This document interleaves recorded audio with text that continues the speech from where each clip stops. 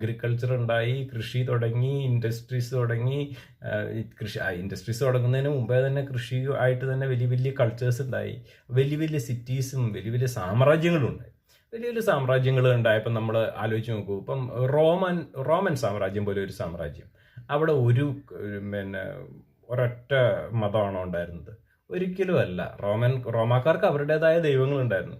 Okay, അവർ വെട്ടിപ്പിടിച്ച സ്ഥലങ്ങൾ എവിടെ പോയി? ജൂതന്മാരുടെ രാജ്യത്ത് പോയി അവരെ കീഴടക്കി. ഉടനെ തന്നെ അവിടുത്തെ എല്ലാ മതക്കാരും ഓടിക്കുകയോ മതങ്ങളെ ഒന്നും നിരോധിക്കുകയോ അല്ല ചെയ്തത്.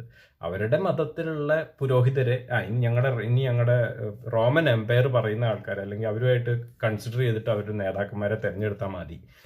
അങ്ങനെ അപ്പം ആ ജൂതന്മാർക്ക് അവരുടേതായ മതം തുടരാനായിട്ട് സമ്മതിക്കുകയാണ് ചെയ്തത്. പക്ഷെ അതിൻ്റെ പുറത്ത് ഞങ്ങളുണ്ടാവും. അപ്പം ജൂതന്മാരുടെ ആ വലിയ പള്ളിയിൽ അല്ലെങ്കിൽ അമ്പലത്തിൻ്റെ പുറത്ത് മറ്റേ നമ്മുടെ ടൈബീരിയസ് സീസറിൻ്റെയും അഗസ്റ്റസ് സീസറിൻ്റെ ഒക്കെ പടമുണ്ടായിരുന്നതായിട്ട് നമുക്ക് ഹിസ്റ്ററി നോക്കിയാൽ അറിയാനായിട്ട് സാധിക്കും.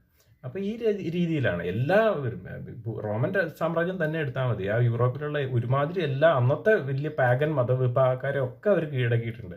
അവിടെയൊക്കെ അവരുടേതായ റോമൻ അമ്പലങ്ങളിൽ കൊണ്ടുപോയിട്ട് റോമൻ ദൈവങ്ങളുടെ പടങ്ങളും കൂടെ അവിടെ കൊണ്ട് വെച്ചു, അത്രേ ഉള്ളൂ. അപ്പോൾ അതൊരു തരം മതേതരത്വം എന്നല്ല, ഒരു മതസൗഹാർദ്ദം ആണ് അവിടെ ഉണ്ടാക്കിയിരിക്കുന്നത്. മതേതരത്വം ചെറിയൊരു വ്യത്യാസമുണ്ട്, പ്രാക്ടിക്കലി വലിയ വ്യത്യാസമൊന്നും ഇല്ലെങ്കിൽ പോലും അതിനകത്ത് കൺസെപ്റ്റിൽ ഒരു ചെറിയ വ്യത്യാസമുണ്ട്. പക്ഷെ പല മതങ്ങൾ ടോളറൻ്റ് ആയിട്ട് തന്നെയാണ് റോമിൽ ജീവിച്ചിരുന്നത്. ഓഫ് കോഴ്സ് അതിൻ്റെ പേരിൽ പ്രശ്നങ്ങൾ അവിടെ ഉണ്ടായിരുന്നു എന്നുള്ളത് ശരിയാണ്. നമ്മുടെ ഇന്ത്യയിൽ നോക്കിക്കഴിഞ്ഞാൽ ഇവിടുത്തെ ഏറ്റവും ഹിസ്റ്റോറിക്കലി ഇമ്പോർട്ടൻ്റ് ആയ പീരീഡ് ആയിരുന്നു അശോകൻ്റെ സമയം. ബുദ്ധ മതാനുയായിയായ അശോകൻ്റെ സമയം. ഇപ്പോഴും ലോകത്തെ ഏറ്റവും one of the greatest rulers ആരാണെന്ന് ചോദിച്ചു കഴിഞ്ഞാൽ അശോകനാണ്.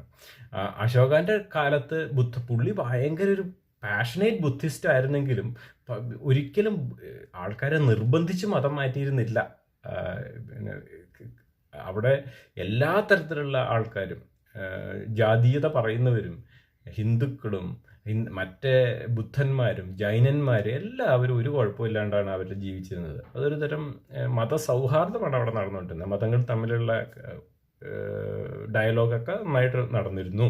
ലോകം മൊത്തം നോക്കിക്കഴിഞ്ഞ് കഴിഞ്ഞാൽ വലിയ സാമ്രാജ്യങ്ങളിൽ ഇങ്ങനെയാണ് സംഭവിച്ചിരുന്നത് നമുക്ക് കാണാം, അവരുടെ ഏറ്റവും നല്ല സമയങ്ങളിൽ. അതേസമയം ചീത്ത സമയങ്ങളിൽ ഒരു മതത്തിലുള്ള ആൾക്കാർ ഭയങ്കരമായിട്ട് പ്രോമിനൻ്റ് ആയിട്ട് ഈ മതം മാത്രം മതി എന്ന് പറയുന്നത് ആ ഒരു